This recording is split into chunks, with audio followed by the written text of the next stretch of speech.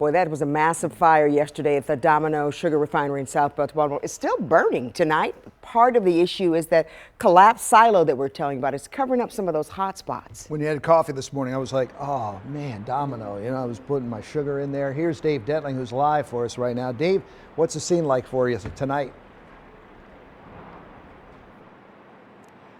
Hey there, well, you can still smell the burnt sugar in the air, and I got to tell you, these firefighters, they have been working around the clock, and like you mentioned, there is still that billowing smoke. You can see it now better, actually, because they brought in heavy machinery that's working the perimeter of this collapsed silo to get at those hot spots.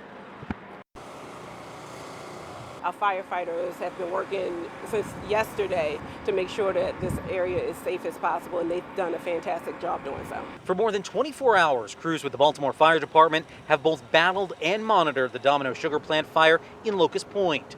Tuesday's fire destroying one of the buildings known as the Sugar Shack. We allowed the fire to burn throughout the night just because it was in a contained area until the morning. Like we're doing, we're waiting for some additional resources to help us better target the pit of the fire. Mid-afternoon, a large excavator was brought in.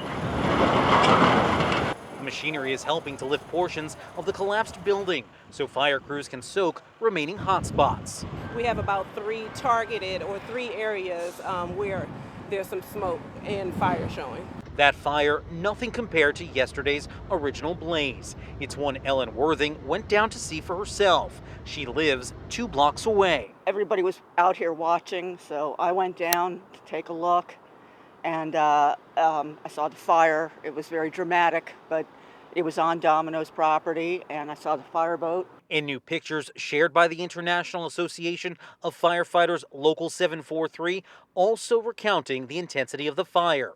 The fire truck's inside panel melted, and portions of the truck's exterior showed burn marks. Luckily, no one was hurt. But it did not impede with how we were able to manage our resources, and we were able to quickly switch it out. And again, crews remain on scene. Now, because of yesterday's fire, operations here at the refinery have been suspended. It's unclear when they plan to resume. But as for those employees, all of them evacuated safely. Again, the cause of this remains unknown. We're in Locust Point. Dave Detling, WMAR 2 News.